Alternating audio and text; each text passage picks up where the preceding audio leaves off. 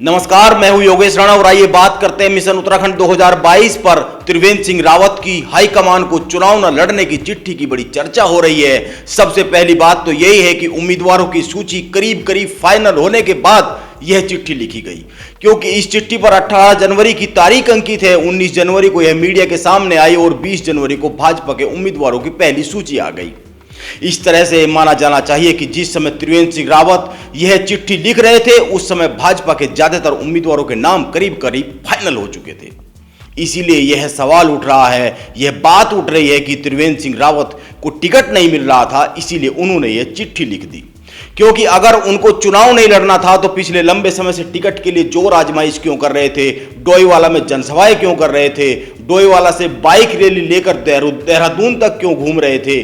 4 माह पहले ही चिट्ठी लिख देते ताकि बात ही खत्म हो जाती।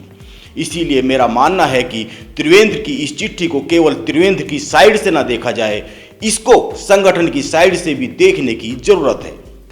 और जब संगठन की साइड से इस चिट्ठी को देखते हैं तो 2 बातें बड़ी साफ हो जाती है, साफ साफ दिखती है। पहली, संगठन ने त्रिवेंद्र को टिकट नहीं दिया, इसीलिए त्रिवेंद्र ने चिट्ठी लिख दी। लेकिन दूसरी बात बहुत महत्वपूर्ण है और वो यह है कि त्रिवेंद्र का टिकट कटना क्या भाजपा की अपनी सरकार के 4 साल के कार्यकाल को लेकर प्रायश्चित है? यह एक सवाल बनता है, क्योंकि भाजपा के इस फैसले ने ही यह संदेश दे दिया है कि त्रिवेंद्र का कार्यकाल बहुत ही बेकार रहा है। इसका संगठन को अफसोस है। इस बार उत्तराखंड की जनता युवा नेतृत्व को मौका देगी ताकि भूल सुधार किया जा सके। इस चिट्ठी से संदेश तो यह भी जा रहा है कि भाजपा इस बार किसी कंफ्यूजन में नहीं है, इसीलिए जनता को भी कंफ्यूज होने की जरूरत नहीं है। इसको इस तरह से भी समझा जा सकता है, आज की तारीख में उत्तराखंड में भाजपा की तस्वीर बहुत साफ है।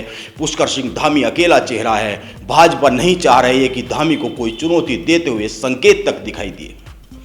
आप इसको इस तरह से समझिए, पहली बात, त्रिवेंद्र ने अपने पत्र में महाराष्ट्र, पंजाब, हरियाणा, दिल्ली, चंडीगढ़, हिमाचल तक का नाम लेकर भाजपा में अपनी सेवाओं का जिक्र किया है। जाहिर सी बात है वो प्रदेश से बाहर अपनी भूमिका मांग रहे हैं। दूसरी बात, इगास की छुट्टी और उधम सिंह नगर में एम्स अस्पताल प्रकरण के बाद अनिल बलूनी एकदम से शांत हो गए हैं। उनका प्रदेश की राजनीति को लेकर कोई बड़ा बयान नहीं आता है, वे चुप है, दिखते भी नहीं है। हो सकता है चुनाव के बाद की परिस्थितियों पर नजर रख रहे हो, लेकिन चुनाव के इतने महत्वपूर्ण दौर में उनके बहुत ज्यादा दौरे भी प्रदेश में हो नहीं रहे हैं। इस तरह से त्रिवेंद्र की चिट्ठी बताती है कि भाजपा किसी भी तरह का कोई कंफ्यूजन नहीं रखना चाहती है 2022 को लेकर। त्रिवेंद्र की चिट्ठी साफ साफ संदेश है, उत्तराखंड में युवा नेतृत्व के सामने किसी तरह की चुनौती पेश नहीं आने दी जाएगी संगठन के भीतर, क्योंकि बाहर के बारे में तो भाजपा के बस में कुछ है नहीं है। क्या होगा क्या नहीं होगा इस पे अभी केवल आकलन किया जा सकता है। इसीलिए इस चिट्ठी को चुनावी अभियान की रणनीति के तौर पर भी देखा जाना चाहिए, समझा जाना चाहिए, क्योंकि त्रिवेंद्र सिंह रावत 4 साल मुख्यमंत्री रहे हैं, उनका कई सीटों पर प्रभाव है, संगठन में उनका असर है, भले ही अब कम हो गया है लेकिन अब त्रिवेंद्र सिंह रावत कुछ नहीं है। यह संदेश, यह मैसेज इस चिट्ठी से बड़ी दूर तक गया है।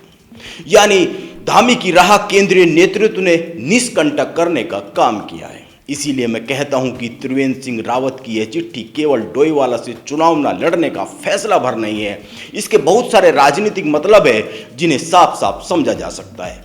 अब देखते हैं भारतीय जनता पार्टी त्रिवेंद्र सिंह रावत को क्या नई भूमिका देती है और उत्तराखंड की जनता भारतीय जनता पार्टी के लिए क्या नई भूमिका चुनती है। यह देखना होगा। नमस्कार, आप बने रहे मेरे साथ।